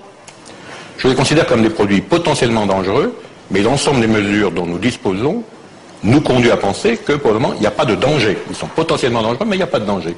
S'il y avait un danger quelque part... J'ai du mal à vous comprendre. S'il y avait un danger quelque part, on interviendrait sur le champ. Quand on dit, et quand la CRIRAD dit, ou d'autres disent, il faut mettre des barrières de protection, il faut mettre des panneaux de signalisation, qu'est-ce que vous dites, vous? Votre intime conviction, c'est quoi? Mon intime conviction, c'est qu'il n'y a pas de situation dangereuse actuellement en France. À partir du moment où vous partez du principe qu'il n'y a pas de situation dangereuse, vous êtes en train de me dire qu'il n'y a pas donc de raison de mettre de barrières, de mettre de panneaux, que la population ne doit pas s'affoler. Je n'ai absolument pas dit ça. Je dis simplement qu'il n'y a pas de raison de prendre des mesures hâtives et brusques. Et il y a deux façons de traiter le sujet. La première, c'est de définir une doctrine, de l'appliquer au vu d'études que nous présente Areva. Oui. Et la deuxième façon, c'est d'en discuter localement, de façon à ce que les mesures soient partagées par l'ensemble des habitants. Alors ça, je vous comprends, mais en même temps, si vous voulez, nous, quand on enquête sur ce dossier, on se dit, vous ne souhaitez pas de mesures hâtives ou brusques, ça fait 20 ans que la situation dure. Donc, pour le moins, il n'y en a pas eu de décision hâtive et brusque.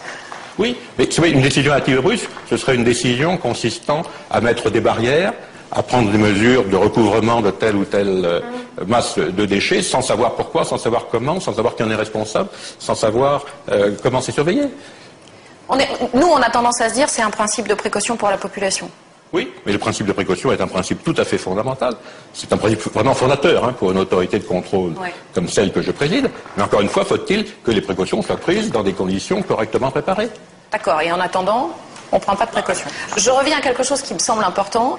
Il n'y a pas d'études épidémiologiques faites en France sur l'exposition du grand public, c'est-à-dire des gens qui vont aller sur le parking du stade de football de Guignon, qui vont aller sur le parking de Saint-Priest-la-Prugne. Est-ce que vous le regrettez? Pourquoi est-ce qu'il n'y en a pas? Il n'y a pas d'études épidémiologiques sur l'effet des faibles doses, parce qu'une étude épidémiologique ne peut pas conduire à une conclusion sur ce sujet-là. Donc vous pensez que c'est inutile? Sur les faibles doses, une étude épidémiologique est dénuée de sens. Dénuée de sens? Elle est dénuée de sens. Parce que les effets des faibles doses, s'il y en a, sont tellement faibles qu'ils ne sont pas repérables par une étude épidémiologique.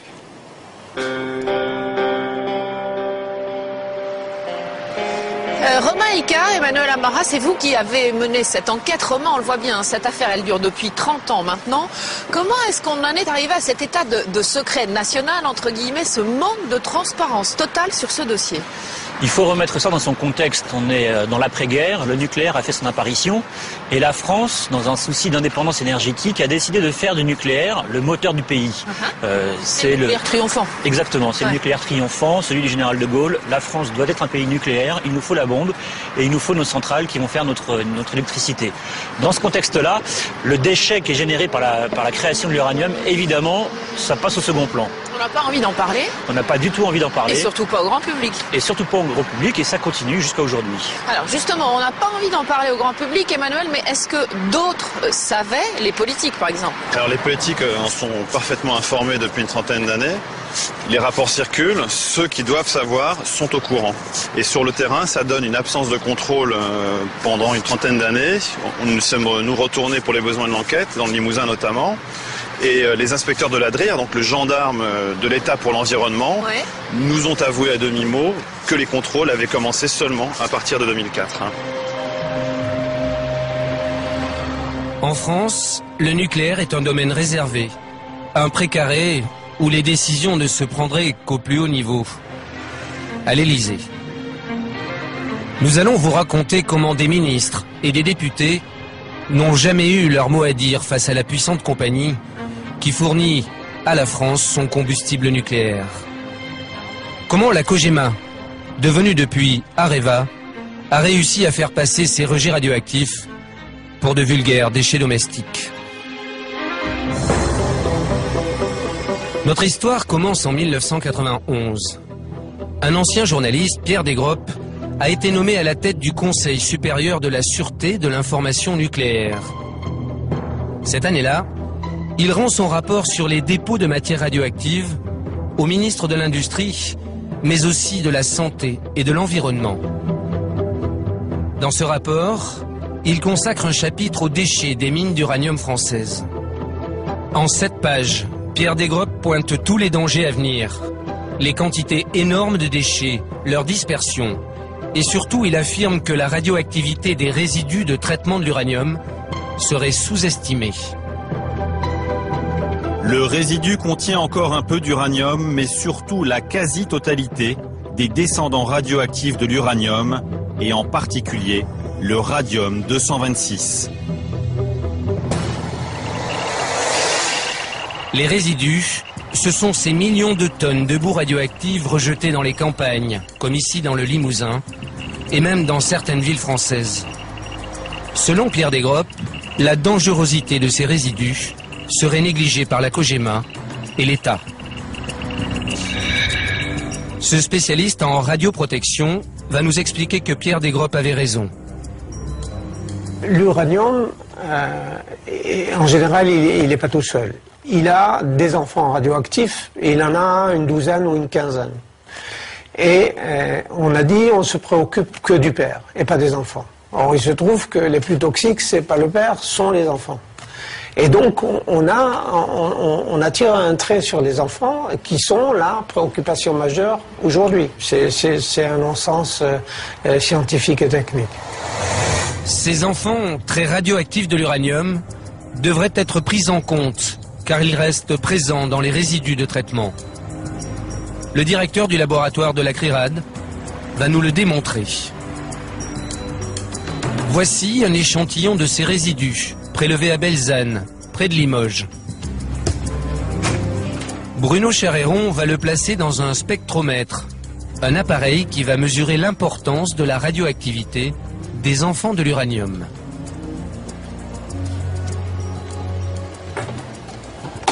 Ce pic très intense, il est lié au radium-226. L'activité est très importante de cet échantillon. Alors que ce tout petit pic ici est lié à l'uranium. Il est beaucoup moins intense. Il y en a plus beaucoup. Et c'est logique puisque c'est du résidu d'extraction de l'uranium. L'uranium a été extrait. Ce résidu, sa dangerosité est fortement sous-estimée parce que la réglementation, pour faire court, demande de ne prendre en considération que la radioactivité liée à l'uranium, en oubliant finalement la radioactivité qui est beaucoup plus forte, beaucoup plus forte, et qui est liée à ses descendants, le radium-226, le radon, le polonium, le thorium-230, etc. Il y a 18 ans déjà, Pierre Desgroppes avait tiré la sonnette d'alarme. Son rapport est tombé dans les oubliettes des ministères. Pourquoi la réglementation française fait-elle toujours l'impasse sur la réelle radioactivité des résidus? La réponse se trouve à l'Assemblée. En 1991, 6 mois après le rapport Desgroppes, la première grande loi sur la gestion des déchets radioactifs est votée à l'unanimité. Cet homme en est l'auteur Malgré les mises en garde, la loi Bataille a fait l'impasse sur les déchets radioactifs des mines d'uranium. Pourtant, depuis 20 ans, ce député socialiste participe à la fabrication de toutes les lois sur le nucléaire. Il est censé connaître la question sur le bout des doigts. Est-ce que cette réglementation ne pose pas question? J'ai pas en tête, par cœur, les termes de la loi. Si l'on prend un résidu des mines d'uranium et qu'on le pose sur un spectrogramme, on va s'apercevoir que l'activité radioactive de l'uranium est assez faible, mais que sur le spectre, le thorium et le radium, par contre, on voit une radioactivité importante. Mais je ne suis pas convaincu que ça ne soit pas pris en compte. Je vous l'assure. Je ne peux pas vous donner là maintenant de réponse précise, mais c'est à vérifier. Nous avons vérifié. Aucun article de cette loi ne prend en compte la dangerosité des résidus. Et le député n'a manifestement pas compris le problème. Quand on imagine que c'est un minerai dont on a extrait l'uranium, il ne doit pas rester grand-chose. Le thorium, le radium, tout ça. Et les enfants de l'uranium. Oui. Plus toxique que l'uranium. Oui. Oui. L'importance de la radioactivité des déchets des mines d'uranium aurait-elle échappé à Christian Bataille? À l'Assemblée, une ancienne députée du même camp politique a pourtant tout tenté pour changer la réglementation. En 1997, Michel Rivasi entre dans l'hémicycle. La COGEMA retraite sur son site de la règle des comptes. La nouvelle députée connaît parfaitement le dossier, car elle a participé 11 ans plus tôt à la création du laboratoire indépendant de la CRIRAD. Michel Rivasi va donc proposer de faire un nouveau rapport sur les déchets radioactifs. Et pour cela, il lui faut intégrer l'Office parlementaire des choix scientifiques, chargé de ces questions à l'Assemblée. À l'Office parlementaire, j'ai demandé à être saisi sur ce dossier de la gestion des déchets radioactifs. Et puis on m'a dit non, il y a le député Bataille, le député Ledéo qui s'en occupent depuis des années, ils sont compétents dans ce domaine, non, occupe-toi de la bioéthique. Alors non, je n'ai pas accepté, et je me suis bagarré, il a fallu que j'aille voir Laurent Fabius, il a fallu que je me bagarre vis-à-vis de certains députés du Parti Socialiste, et j'ai fini par l'obtenir. C'est donc contre son propre camp politique que Michel Rivasi se bagarre. Je vous remercie au nom de l'Office parlementaire d'évaluation des choix scientifiques et technologiques. En mars 2000, après 6 mois d'enquête, lorsqu'elle présente son rapport à l'Office parlementaire, une nouvelle surprise l'attend. Mais avec des interventions. D'habitude, tous les rapports, bon, ça se discute, il y a des amendements qui sont apportés, etc. Tandis que là, on m'a dit non, ton rapport, on l'accepte pas. Alors que je n'avais pas pris de position pour ou contre le nucléaire. Pour moi, quelle que soit la position qu'on a, moi je pense qu'il faut bien gérer les déchets radioactifs. Si vous voulez, il n'y a pas de discussion objective au niveau des députés présents, que c'est à un haut niveau que ça se décide et que nous, on doit tout avaliser. 9 ans après le rapport des Gropp, le rapport Rivasi est à son tour enterré. La réglementation ne changera pas. La radioactivité des résidus reste sous-évaluée. Sur les 210 sites d'uranium qui ont été exploités, la loi impose tout de même à Areva de contrôler les risques pour les populations. Mais le fait-elle vraiment? Pour s'en assurer, nous sommes allés près de Limoges, rencontrer le laboratoire qui réalise la plupart des contrôles. En arrivant sur place, surprise, l'adresse correspond au siège d'Areva Environnement. Nous avions pourtant pris rendez-vous avec un laboratoire officiellement indépendant. Nous allons découvrir que ce laboratoire, Algad, a longtemps appartenu à la COGEMA. Algad est issu des équipes du commissariat Énergie atomique qui était en charge de la surveillance radiologique des mines d'uranium depuis, on va dire, le démarrage des mines d'uranium en France dans les années 50. En 93, 2013, nous avons été filialisés par Cogema, puisque nous étions une filiale de la branche mine de la Cogema. Et en 2003, nous avons été rattachés à un groupe de laboratoires lyonnais. Jusqu'en 2003, ce laboratoire qui mesure la dangerosité des déchets radioactifs appartenait donc aux propriétaires des mines d'uranium. Mais alors, que valent les mesures de surveillance réalisées par Algad sur les sites d'Areva? Retour dans le Cantal, à Saint-Pierre, ce village construit sur 600 000 tonnes de résidus radioactifs.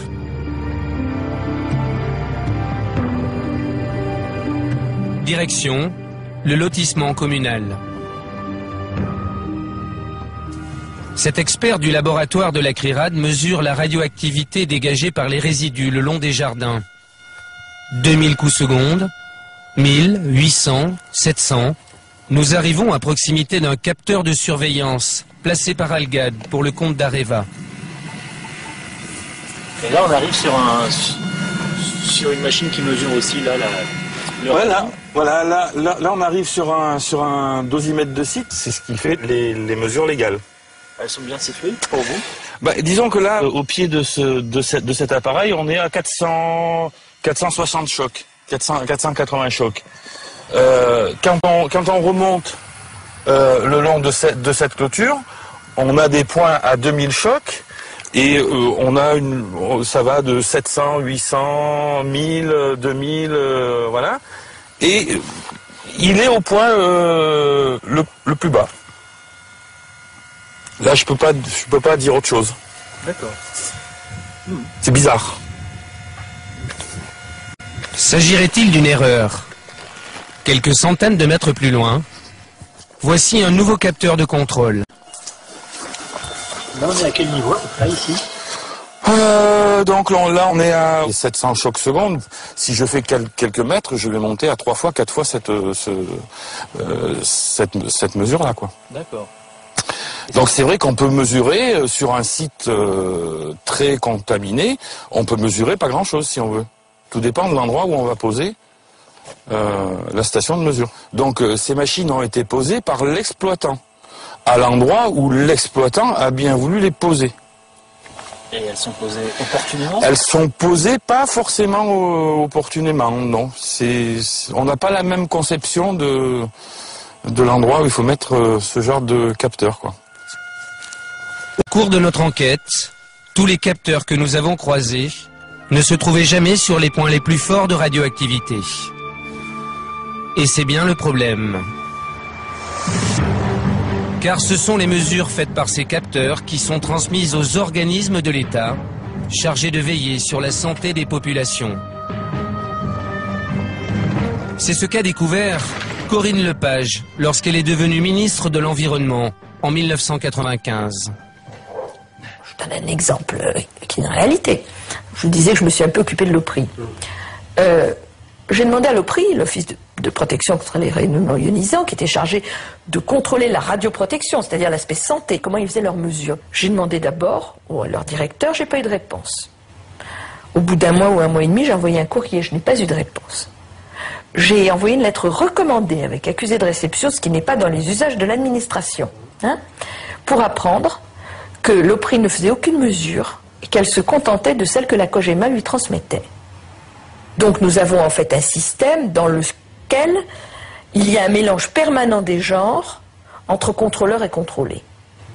C'est-à-dire que ceux qui sont chargés du contrôle sont en réalité ceux qui sont chargés de faire en sorte que l'industrie du nucléaire n'ait strictement aucun problème de quelque nature que ce soit. Pourtant, l'État dispose de ses propres contrôleurs, censés mesurer la radioactivité et le respect des normes sur le terrain. Dans leur préfecture, que font donc les inspecteurs des DRIR, ces gendarmes de l'environnement, au niveau régional? Retour à Limoges, la capitale du Limousin, la région la plus contaminée de France par les mines d'uranium. Souvenez-vous, c'est ici qu'en 2005, la Cogema s'est retrouvée devant les juges pour abandon de déchets.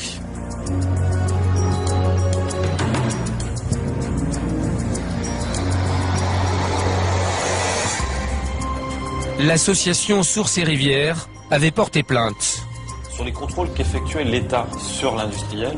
Son directeur juridique avait cherché à se procurer les contrôles effectués par les inspecteurs de la DRIR depuis 10 ans. Peine perdue. On s'est rendu compte qu'il n'y avait aucun rapport d'inspection et notamment aucun contrôle inopiné qui avait été fait par la DRIR sur les sites. Donc en fait la conclusion c'est qu'il n'y avait jamais eu aucun contrôle. Hein. La conclusion c'est qu'il y avait eu une réception des informations envoyées par Areva, c'est-à-dire un suivi de l'autocontrôle Areva, mais une confiance telle dans l'entreprise publique qui était une connivence telle que la DRIR n'a jamais d'elle-même décidé de faire des contrôles inopinés sur certains sites. Pourquoi les inspecteurs de l'État ont-ils donné carte blanche à la Cogema? Pourquoi n'ont-ils pas contrôlé les anciennes mines d'uranium? Peut-être parce que ces ingénieurs formés à l'école des mines ont été longtemps placés dans les préfectures par le patron de la Cogema en personne.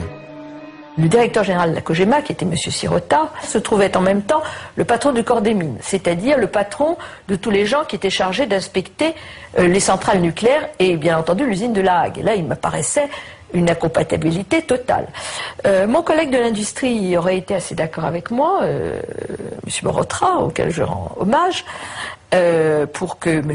Sirota choisisse entre les deux postes. L'Élysée, à l'époque, n'a pas été d'accord. Jusqu'en 1999, Jean Sirota était le PDG de la Compagnie Générale des Matières Nucléaires, mais aussi l'homme qui pouvait faire ou défaire la carrière des inspecteurs de l'État, chargés de contrôler son entreprise. C'est-à-dire que c'est lui-même qui nommait les inspecteurs des DRIR qui allaient contrôler la Cogema. Et nous, à l'époque, moi j'étais présidente de la CRIRAD, et j'avais fait un recours gracieux en disant, attendez, là ça va pas. Ce monsieur Sirota, il est jugé parti. Il va nommer les inspecteurs qui vont le contrôler. Mais on est où là? On est où? Dans l'Union soviétique ou on est en France? Hein, on est dans une dictature ou on est dans une démocratie? Nous avons contacté Jean Sirota. Il a refusé de s'exprimer sur ce sujet. La ministre de l'Environnement, qui avait tenté de limiter ses pouvoirs, affirme que l'industrie nucléaire ne traite qu'avec l'Élysée. C'est pas chez le ministre que les décisions se prennent en matière nucléaire. Jamais. Mais je vois pas un seul exemple où c'est chez le ministre que les décisions se sont prises. Ça se décide d'abord au sein du lobby nucléaire, qui, je suppose, propose au président de la République, je ne sais pas comment ça se passe, mais enfin je suppose que c'est quelque chose comme ça, et c'est au niveau du président de la République que les grands choix se font. Faut pas rigoler, c'est pas au niveau des ministres.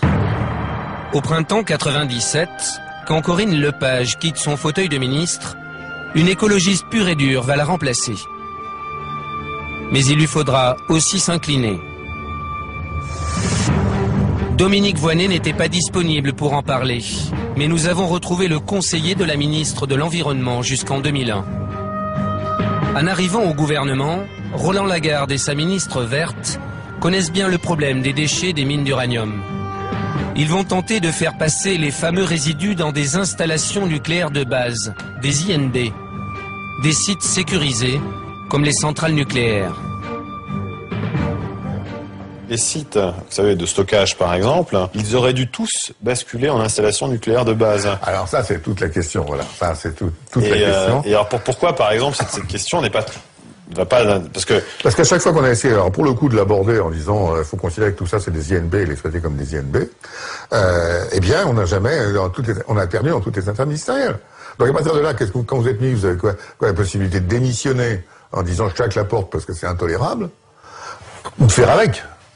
Et si vous avez d'autres sujets que vous considérez qu'il faut faire avancer, claquer la porte c'est la mauvaise solution. Donc voilà quoi, c'est les contraintes d'exercice du pouvoir. Il y a 18 ans, Pierre Desgroppes avait insisté sur la nécessité de mettre les 50 millions de tonnes de résidus radioactifs à l'abri. Il devrait être soumis à la législation des installations classées, et même dans certains cas, à celle des installations nucléaires de base.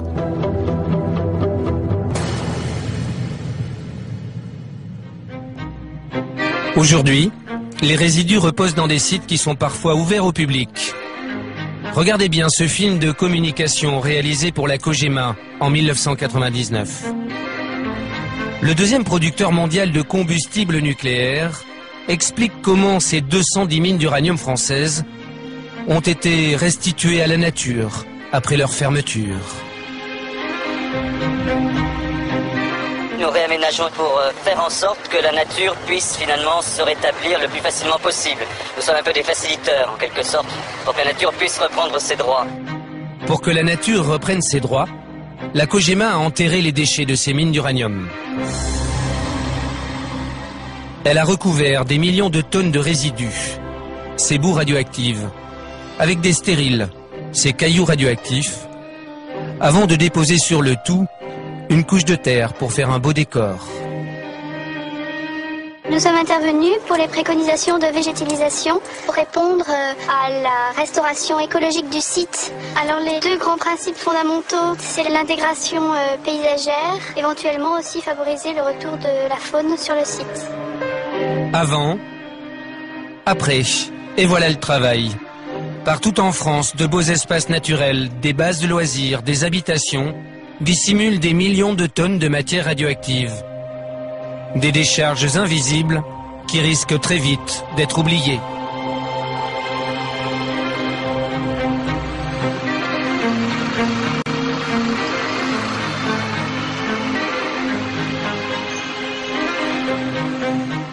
Est-ce que c'est bien vous qui avez la main sur ce dossier? On vient d'entendre Corinne Lepage et Dominique Voynet qui ont eu le sentiment à chaque fois d'être écartés du dossier du nucléaire. Écoute, je crois que les temps ont changé de ce point de vue-là. Dieu merci d'ailleurs, sous la pression générale de l'opinion publique, de la société civile. Ce qui était un peu un truc caché, un peu caché. Je parle pas de jugement de valeur, je constate, parce que il y avait une espèce d'origine nucléaire, militaire. Il y avait d'abord des sites militaires. C'était le domaine réservé du président de la République. C'était un domaine globalement réservé pour gens sérieux qui pensaient à l'avenir à la place des autres ou de la société civile bon. Donc ça c'est vrai. Ça fait 20 ans maintenant, même plus de 20 ans, que 300 millions de tonnes, c'est pas rien, ont été disséminées dans 25 départements français. Ça veut dire qu'il y a plein de régions concernées. Est-ce que vous avez le sentiment que c'est un problème grave qu'il faut prendre enfin à bras le corps? Non, c'est pas bien d'utiliser des résidus, des éléments excavés de mines, de ça ou d'autres choses d'ailleurs. C'est pas le seul sujet. Pour faire des remblais, et de surcroît, à quelques endroits, on peut faire des quartiers à côté, un stade municipal ou je sais pas quoi. Bon, moi, mon problème est assez simple, c'est récupérer le retard, être transparent et pour prendre les mesures, avoir de l'information objective. Et en même temps, mon métier aussi, ma responsabilité, c'est d'être prudent dans tous les sens. Prudent, principe de précaution, et prudent pour qu'il n'y ait pas un affolement là où c'est pas objectivement justifié. Je me méfie des deux. On vous sent très concerné par le sujet, on sent que vous avez envie de prendre des décisions, mais vous savez ce que c'est quand on est dans les bureaux, on est parfois un peu loin de la réalité. La réalité, c'est ça. La réalité, ce sont ces bouts de résidus ou cailloux qu'on a rapporté des endroits où nous avons tourné. Donc vous les voyez, il y a le sigle nucléaire, je prends ça avec délicatesse parce que ça peut être dangereux. Je branche un Radex et on va voir ce que ça donne tout de suite. Donc vous entendez que le compteur crépite, le compteur est en train de monter, il est à plus de 8, 9... Ça y est, il sature, le compteur est en train de saturer, donc on est bien au-delà des normes.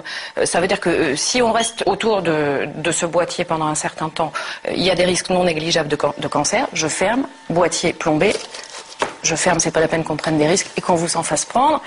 Ce qui nous a étonné, nous, c'est que ça, on l'a trouvé dans des sites où il y a des enfants qui vont jouer. On l'a trouvé au bord d'une rivière. Mais pourquoi on fait... On l'a trouvé près d'un parking, d'un truc de ski de fond. Donc vous comprenez, il y a des enfants qui vont là. Et pourquoi vous n'avez pas téléphoné ce jour-là que je viens de voir?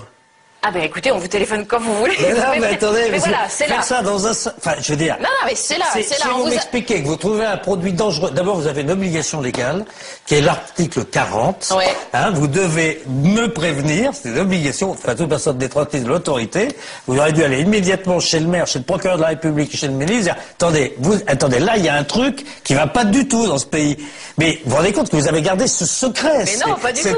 C'est pas un secret, on vous le dit à vous, ministre. C'est encore plus important. on va avec plus retard, avec retard. Et au moment où on dit, et vous le dites plus qu'un autre, hein, à monsieur et madame tout le monde, triez ses déchets, éteignez les lampes avant de sortir, faites attention, ne faites pas trop couler l'eau quand vous brossez les dents, etc.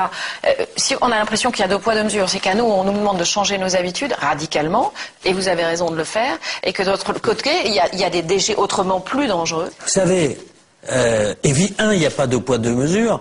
Le seul problème qu'on peut avoir, c'est pour tout le monde, le faire, que ça traîne pas, que ça soit pas reporté au lendemain, parce qu'il y a un autre enjeu. Mais vous sentez ce que je veux dire, hein? Les Français, ils ont le sentiment qu'on leur demande de faire moi, je peux vous dire que j'en demande, c'est la moindre des choses, je demande juste à Areva, qui maintenant est responsable, clairement, juridiquement, et entièrement de faire son boulot.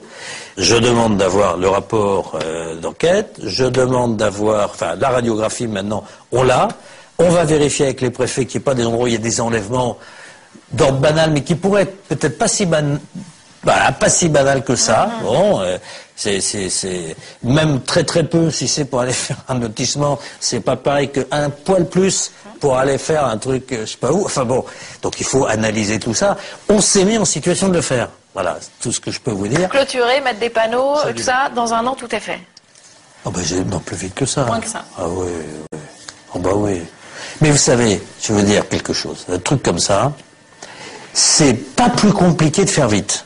Donc on peut dire à nos enfants que le problème sera réglé. Ce sujet-là, c'est-à-dire les résidus des fermetures du passé, qui ont été traités de manière négligente, on peut le dire comme ça, ce sujet-là, oui, sera traité, oui.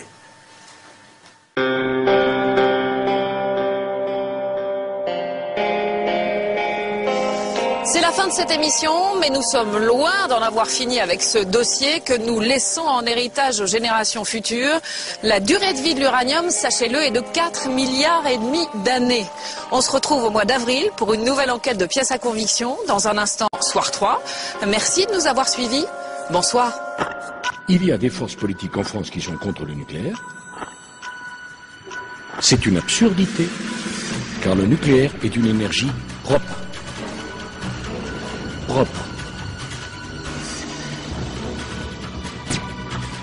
C'est-à-dire quand la France, par l'intermédiaire de ses entreprises, propose le paquet nucléaire, elle propose en s'engageant de la fourniture du minerai jusqu'au retraitement des déchets. Qui est capable de faire ça? Dans des conditions de sécurité exceptionnelles. Dans des conditions de sécurité exceptionnelles.